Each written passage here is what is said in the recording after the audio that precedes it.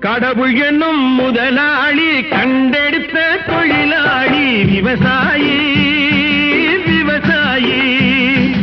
கடவுள் என்னும் முதலாளி கண்டெடுத்த தொழிலாளி விவசாயி விவசாயி.